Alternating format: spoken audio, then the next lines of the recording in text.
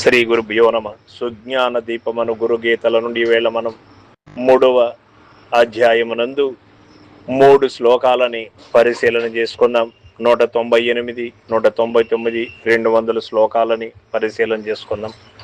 అజ్ఞేయాం కర్షణం చైవ వాయువ్యాం శత్రునాశన నైరుత్యాం దర్శనం చైవ ఈశాన్యాం జ్ఞానమేవ చ ఉదజ్ఞోఖ శాంతి జాప్యే వస్యే పూర్వముఖస్తదా యాం ఏతు మారణం ప్రోక్తం పశ్చమే చ ధనాగమః మోహనం సర్వభూతానాం బంధమోక్షకరం పరం దేవరాజ ప్రియకరం రాజానం వశమానయేత్.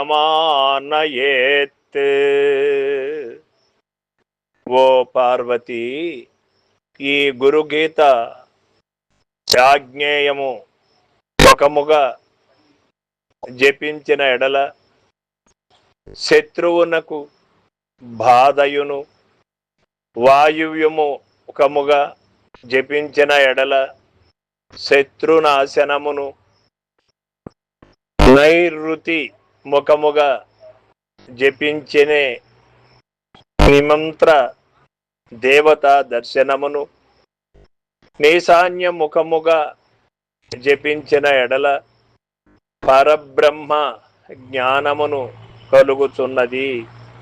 శాంత రూపమైన జపమునకు నుత్తర ముఖముగాను, జనన వశ్యము నకుందోర్పు ముఖముగాను నుండి జపించ వలయును. శత్రు మారణ మునక దక్షిణ ముఖముగాను, ధనాగమ మునకు పశ్చిమ ముఖముగాను జపించవలయును. ఇట్లు గురుగీత సమస్త జీవులకు మిక్కిలి బంధ మోక్షములను మోహమును కలుగజేయుచు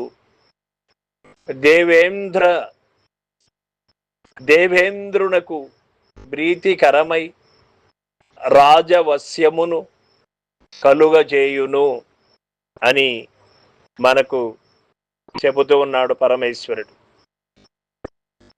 మనకు పూర్వం పెద్దలు చెప్పినటువంటి విషయం అన్ని దిక్కులనందు, అన్ని ముఖములనందు, అన్ని గుణములనందు సర్వము కూడా భక్తి శరణాగతితో గురుగీతలను అందరూ కూడా శ్రద్ధతో చదవాలి. అప్పుడే ఫలితం లభ్యమవుతుంది.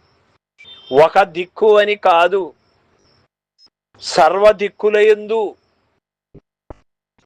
ఒక కాలము అందు కాదు, సర్వకాలముల యందు